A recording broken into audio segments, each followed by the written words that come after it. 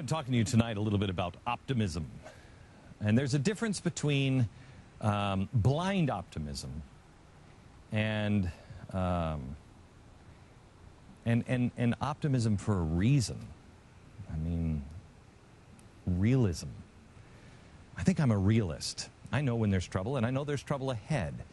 But there's also a reason to be wildly optimistic, because I think there's about to be a change in leadership in this nation. And that's what we do, unlike any other nation, change leadership. It's peaceful.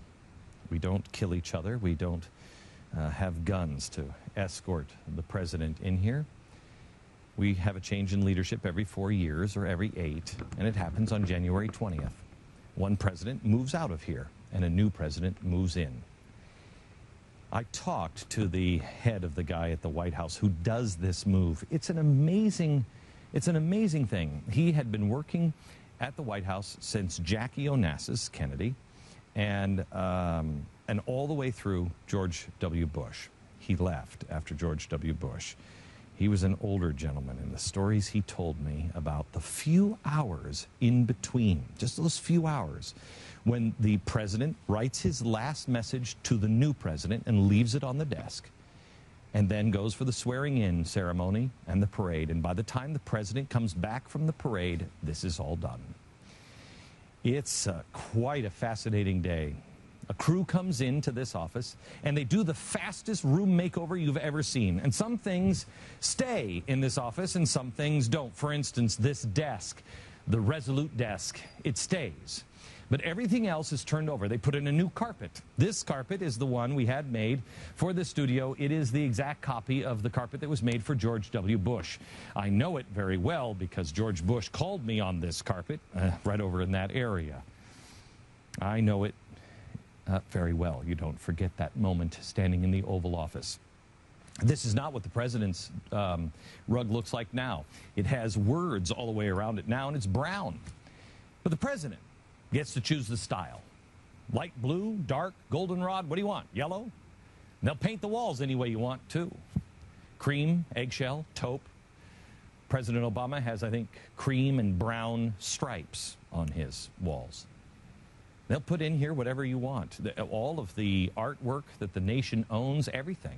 New curtains, new photos, new furniture, whatever you want. They also move some things out, whatever the new president doesn't want. When Bush worked in this space, right over here, he had pictures of West Texas, paintings of West Texas. He said the Western art kept him rooted. He had his own preferences. That's why the Remington, the guy on the horse, is right here. But when he left, they left the painting, but took this piece out. Obama had his own preferences when he came in. Obama came in, the Western art was taken off the walls. That was removed. And that's just the way it goes. New presidents have the right to choose their art. It's fine. But not everything in this office is art. Some of what you see in the Oval Office reflects more than the artistic taste of the President of the United States. It reflects the worldview of the President. Which takes me to this piece here. The bust of Prime Minister Winston Churchill, one of America's greatest friends ever. Churchill was Great Britain's leader during World War II. He saw the war coming long before, and even the British didn't want to listen to him. They were dead asleep, and they wouldn't listen to him. He warned against appeasement of Hitler. And people said, "You're just a warmonger." He said, "They are building planes to destroy us," and no one would listen. His own party kicked him out. Both parties, he was a pariah. He went back home to paint. He thought his career was over. He appealed to America to support Great Britain in that great struggle after both parties asked him to come back. In 1941, Great Britain was alone in the war. America was still neutral. Well, Germany's planes routinely were bombarding London at night. Churchill wrote to the man who sat in this desk, a man who was in a wheelchair, Roosevelt. He wrote and he said, "Put your confidence in us. Give us your faith and your blessing. Under providence, we will be well. We shall not fail nor falter. We shall not weaken or tire. Neither the sudden shock of battle nor the long-drawn trials of vigilance will wear us down. Give us the tools, and we will finish the job. Winston Churchill. He was supremely confident in America, more confident in America than America was in herself at that point. You see, Churchill's mother was an American. He had visited America, gotten to know her people, and he understood America. He believed in America. He knew America would have to enter the war to win, to be able to preserve freedom, because he believed America was a great nation, ready to take the role in the world. He was kind of like our British uncle, caring and familiar, but he was stern. And he was the lone voice in the world against weakness, against being timid, against surrender. After the war, after the victory, he warned us again. Don't let down your guard. And the same people that drove him out of office last time drove him out again. He gave the Iron Curtain speech. He described the Soviet domination over half of Europe and the moral evil of communism taking root everywhere. And his voice, like a warning uncle, was the voice we needed again in war and in peace. So after 9/11, when we were reeling, Great Britain's ambassador to the United States, acting at the request of the Prime Minister Tony Blair, gave this bust to the people of the United States. It wasn't a gift.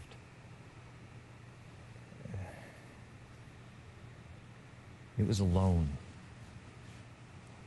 We were to have it as long as we needed it, as long as it was necessary, to give strength and courage to inspire the man who sat at this desk in this office, to give him strength to ward off weakness when he was on the phone. He could look at the strength of the man, to remind him also that Great Britain would always be there, was always an ally, a special friend. But on January 20th, 2009, President Bush left, and President Obama moved in. And shortly thereafter, the British ambassador was told, "We don't need your Churchill anymore. We're giving him back. Here, take it. We don't want it." The British got the message all right. Could you not get the message? That whatever the lesson of Churchill, whatever he said to inspire America in war, in difficult times, in courageous defiance against aggression or dictators, all of that was done. All of that was in the past. All of that was over. America, our new president might say, was ready to move forward, not be restricted by past promises, or even by its founding documents at times, or its longest alliances. I wonder what Uncle Winston might have said about being kicked out of this room, kicked out of the Oval Office. Perhaps he would have seen it as inevitable. Churchill was a realist, after all. He understood human nature. America, like all nations, will go through periods of vigilance, followed by periods of weakness, the certainty of purpose, followed by periods of confusion. I suppose he would have recognized what kind of period we were entering into. And maybe he would have been resigned to his fate. I'm just artwork, he might say. I'm just a chiseled piece of marble. And in stony silence, I can do nothing. I can say nothing. My power depends on the living. And if they need me, if they want me, I'll be there. But if they don't, it matters not. Whether I sit on the shelves of the powerful, sit on the shelves the most powerful man in the world to gaze upon, or on a dusty box in an ambassador's library. It doesn't matter. I'll be there when they're ready. I think Uncle Winston was correct. It really doesn't matter who sits over there. What matters is who sits there. Our leaders have a right to find inspiration wherever they find it in history or somewhere else. But where they find that inspiration tells us who they are, what they like, what they believe, what's inside at the core. A president who values the example of Winston Churchill, who values having him in this office, is someone who understands history, understands what Great Britain means to and for America, and what America means for Great Britain. Someone who looks to that bust, values above all those immortal words of Winston Churchill: "We shall defend our island. Whatever the cost may be, we shall fight on the beaches, we shall fight on the landing grounds, we shall fight in the fields and in the streets, we shall fight in the hills, we shall never surrender." Never, never surrender. Of course,